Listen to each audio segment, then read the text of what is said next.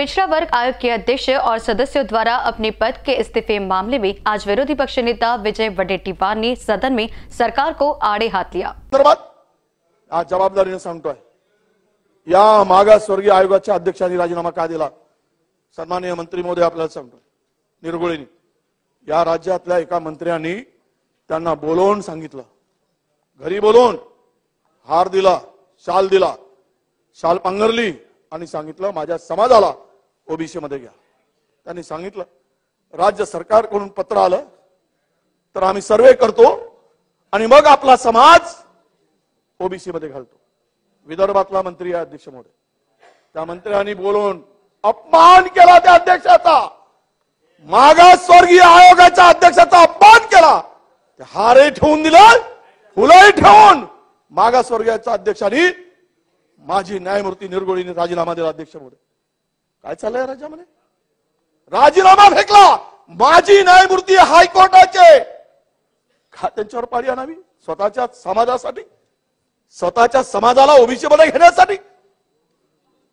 जबाबदारीने बोलतोय, या फ्लोअरवर बोलताना एकही शब्द मी खोटं बोलत नाही। अध्यक्ष महोदय, एखाद्या माझ्या न्यायमूर्तीचा अपमान करणं आणि त्यानंतर जी राजीनामे झालेत अध्यक्ष महोदय, कशामुळे झाले मी तुम्हाला सांगतो। माननीय मंत्री महोदय, माननीय अध्यक्ष महोदय, ज्या रस्त्याने राजीनामा दिला त्यातील एक शोकाज नोटीस दिली माजी न्यायमूर्ती चंद्रलाल मेश्राम यांना। अध्यक्ष महोदय, चंद्रलाल मेश्राम हे माजी न्यायमूर्ती आहेत, त्यांना शोकाज काय दिला? त्यांची ते सदस्य म्हणून त्यांना सचिवाच्या बरोबरचा दर्जा आहे। एका उपसचिवांनी शोकाज दिला मंत्रालयातील आणि त्यांनी काय म्हटलं, तुमची अनुपस्थिती आहे, तुम्ही उपस्थित राहत नाही म्हणून तुम्हाला का काढण्यात येऊ नये। मी तुम्हाला सांगतो, इथे पाहिजे असेल तर या आयोगाच्या एकूण 40 बैठका झाल्या। 40 बैठकीमध्ये चंद्रलाल मेश्राम फक्त 3 वेळा गैरहजर होते, फक्त 3 वेळा, आणि त्यांना सांगितलं तुम्ही रेग्युलर गैरहजर राहत आहे म्हणून तुम्हाला आम्ही शोकाज देतोय, त्याचं उत्तर द्या। तुम्ही पगार घेताय, आयोगाचा सदस्य पगार घेतो, पगारी नोकर आहे, कोण आहे अधिकारी? नालायक प्रवृत्तीचा अधिकारी, कुणाच्या इशाऱ्यावर हा काम करतोय?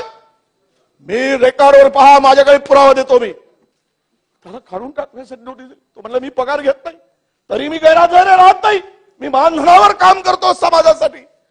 आणि तुम्हाला सांगतो अध्यक्ष महोदय, माजी न्यायमूर्ती म्हणून प्रामाणिक सेवा केली, त्यांनी इमानदारीची सेवा होती, त्यांनी उत्तर दिलं, त्याचं उत्तर जर इथे रेकॉर्डवर आणलं अध्यक्ष महोदय, माननीय ते मंत्री त्या मला वाटतं की त्यांच्याकडे आहे, तुम्हाला माझी विनंती आहे अध्यक्ष महोदय, हा यांना काढून टाकायसाठी एकावर दबाव आणण्याचं काम झालं।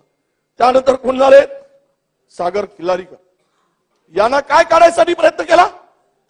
सागर किल्लारीकरांनी आणि त्याच्याबरोबर 2 सदस्यांनी, मंत्री महोदय 2 सदस्य हे औरंगाबाद येथील मराठवाडा विद्यापीठामध्ये ओबीसी संवर्गाचं रोस्टर बघायसाठी गेले, ओबीसी संवर्गाचा रोस्टर, आणि तिथे त्या ठिकाणी अध्यक्ष महोदय रोस्टर तपासत असताना किल्लारीकर, प्राध्यापक गोविंद काळे आणि श्रीमती लखाडे मॅडम यांना समितीने पाठवलं आणि त्या विद्यापीठाचे उपकुलगुरू त्या ठिकाणी उपस्थित नव्हते। 1.5 वर्षापूर्वीची घटना आहे, संभाजीनगर शहरातली घटना, मराठवाडा विद्यापीठातली घटना आहे, तिथे उपस्थित नव्हते।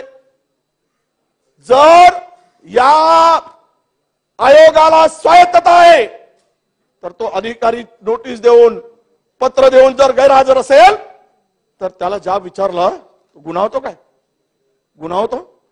मग काढायचंच होतं तर मग या तिघांनाही काढायला पाहिजे। फक्त आणि फक्त ऍडव्होकेट किल्लारीकर यांचा राजीनामा घेतला ओबीसी म्हणून आणि दोघांना उत्तर मारिलं, दोघांना शोकाज दिला नाही।